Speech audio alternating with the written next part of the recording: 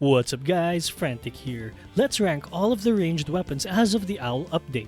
First up, we have the revolver. It gets an A tier because of how common its ammo can be. If you still think that's too high, watch my 7 pro tips video to see how you can shoot the revolvers like a machine gun. Aside from that, it pairs well with other weapons in general because of the swap cancelling tech, which is another tip that I mentioned in the video that I just talked about.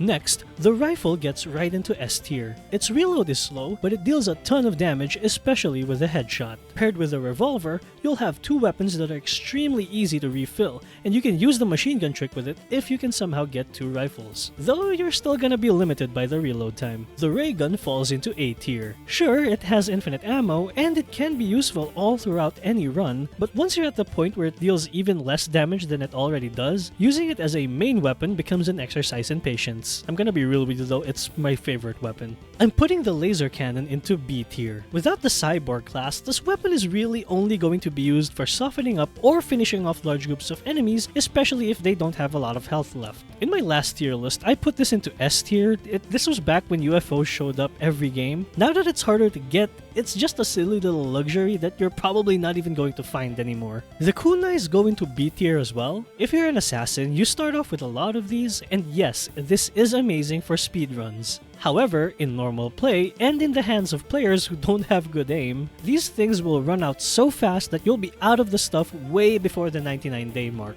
The revolver also does similar damage numbers, and knowing how to swap cancel guns makes these knives pretty redundant. I go into more detail about the assassin and its weapons in my class tier list. So if you want to learn more about why I don't rate these things highly, go and check that out too. The frozen shurikens also go into B tier. In terms of damage, they're just like the kunais, but the problem is you're unlikely to get even 100 of these in a single game. They can slow enemies down for a few seconds, so you're better off using them as a utility rather than a weapon. I'm throwing the snowballs into C tier. It does horrible damage, and just like the frozen shurikens, you don't really get a lot of these. Now that's not to say that these are useless, but you probably don't want to use it as a weapon. Instead, use it as a tool to slow enemies down, and then swap to an actual weapon while they're still debuffed. Finally, the tactical shotgun goes right into S tier. This thing does an insane amount of damage, especially with a full headshot. The only downside is that the ammo is extremely expensive to make. Also, if you're playing for the long haul,